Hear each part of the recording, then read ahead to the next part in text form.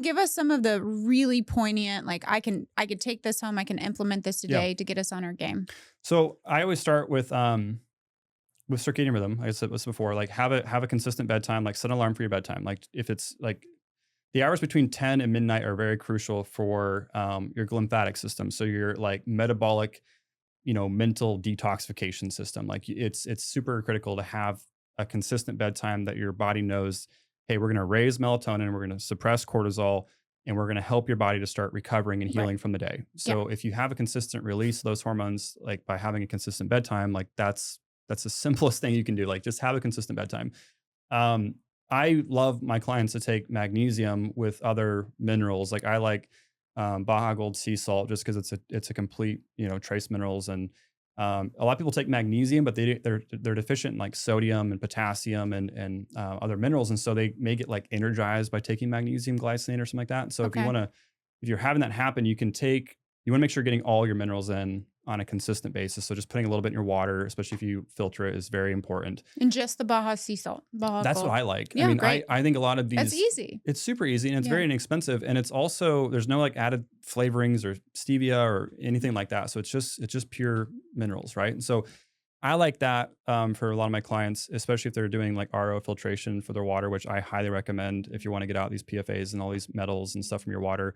But then you got to add the minerals back to it. So just a pinch of that in the water is very helpful. I think for a lot of my clients, magnesium is the first step.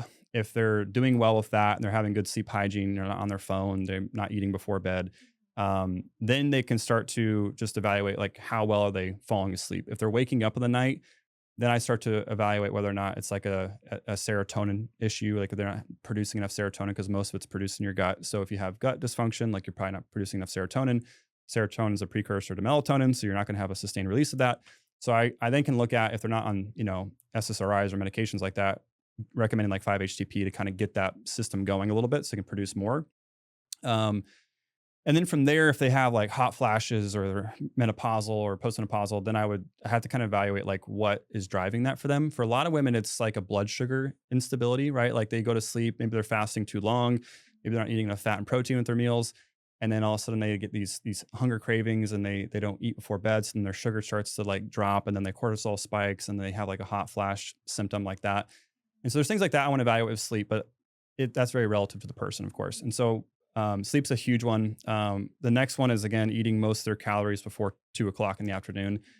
So not skipping breakfast, eating a full lunch. Like a lot of women will skip breakfast, have a salad for lunch, and then have like meat and potatoes for breakfast Yeah, for big meal. dinner. Yeah, And it's yeah. like, oh my gosh. So you want to reverse that, right? You want to have Exactly. nice full breakfast, good full lunch, and then like a lighter meal at the end of the day. And Mhm. that's very simple, like very basic and practical. It's not that complicated, but most people don't do it because you have to be consistent. You have to plan ahead. Right. You have to know what you're going to eat. You have to have the groceries on hand. Like you got to prep a little bit. Right. But if you prep and plan and kind of know what you're going to do, it does make it easier to be successful there. And then the third thing would be ensuring that you know what foods trigger your immune system. Okay. So I always use this comparison. Like we always say in our program, we want to get good things in and bad things out. Like that's Mhm. as simple as I can put it. Like we want to get good, healthy things in your body, like good clean air, water, foods, things you're breathing, all that stuff.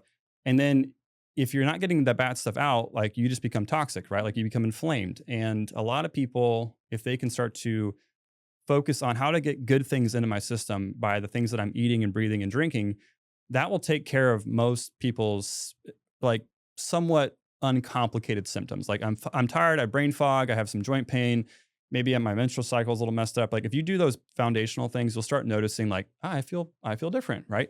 So the foods for me, I call it a diagnostic diet, but it's an elimination diet. We start with more of like an autoimmune kind of starting point, autoimmune protocol, and I just want to know like what eggs do to you, what do nightshades do, grains, dairy, like legumes, like how do you respond to these foods? The cool thing about your body is your immune system has memory to it, right? And so if you're eating something that your immune system has identified as a foreign invader or shouldn't be there, that can linger for 2 to 4 weeks, right? And so you could have symptoms from eating gluten like 2 weeks after the fact. But if you keep kind of having a little bit here, a little bit there, and you don't know how you do with it, and you're like, well, I cut gluten out for a week and I still feel this way, or I cut gluten out for a month, but I didn't cut out dairy or I didn't cut out any of these other things, then if you never feel better, you're not going to know if you're on the right track or not. So you can do sensitivity tests, Yeah. but for a lot of people, it's like just do those core foods first, see how you do. If you feel improvement and you want to go a step further, do a sensitivity test and see like all the details there. So I always start with the diagnostic diet approach, and everything else I'm saying. And then I just look at foundational supplements like vitamin D3 with K2, magnesium, a B complex, omega-3 fatty acids. And then those are the 4 core ones. Everything else beyond that, I kind of take into consideration like what symptoms they have, like what problems they're dealing with. And then if we have like testing where we can look at micronutrients, I'll say like, let's look at the whole thing and see what actual deficiencies you have. And I always like to recommend if we don't have that data on micronutrients, to then just do like pretty basic dosing on that, just so we're not overdosing in vitamin D or anything like that. But for most people, it's a good starting point to kind of get them moving in the right direction.